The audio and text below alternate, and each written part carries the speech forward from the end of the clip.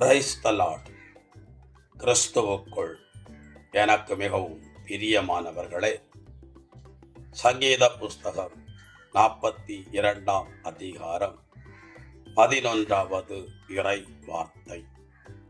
என் நெஞ்சே, நீ ஏன் நம்பிக்கை இழக்கிறாய்? நீ ஏன் கலக்கமுறுகிறாய்? என் மீட்பராம் கடவுளை இன்னும் நான் போற்றுவேன். என் கடவுளின் மீட்பு செயல்களை நினைத்து நான் அவருக்கு நன்றி செலுத்துவேன் என்று சங்கீதக்காரன் தாவீது சொல்லிக் கொள்ளுகிறான். யாரிடத்தில் என்றால் அவன் தனக்குத்தானே சொல்லிக் கொள்ளுகிறான். அவன் வாழ்க்கையில் சந்தித்த இழப்புகள், நஷ்டங்கள், போராட்டங்கள் ஏராளம்.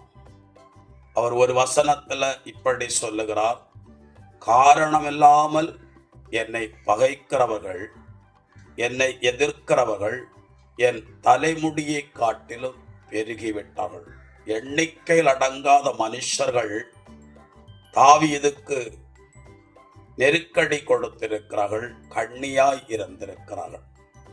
அந்த காலத்தில் தாவீது ஆறுதலை யாரிடத்திலிருந்தும் பெற்றுக்கொள்ள முடியாத ஒரு சூழ்நிலை.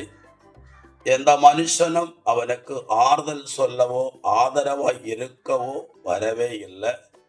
அப்பொழுதெல்லாம் அவன் ஆண்டவர் மீது தன் பாரத்தை வைத்துவிட்டு தனக்குத்தானே ஆலோசனை சொல்லி, தனக்குத்தானே விசுவாச வார்த்தைகளை சொல்லி தன்னைத்தானே அவன் தேற்றி கொண்டான். உங்களுக்கும் ஆண்டவர் அதே கிருபையை தந்து சோர்ந்து போகிற காலங்களில், தத்தளிக்கிற காலங்களில், கைவிடப்பட்ட இடங்களில், சூழ்நிலையில் உங்களை முதல்ல நீங்களே தேற்றிக்கொள்ள பழகுங்கள். எப்போதும் மனுஷர்கள் நம்மோடு வந்து பேசி நம்மை ஆறுதல் படுத்துவார்கள் என்று எதிர்பார்த்திருந்தால் சில நேரங்களில் ஏமாற்றத்துக்கு அது வழிவகுக்கும்.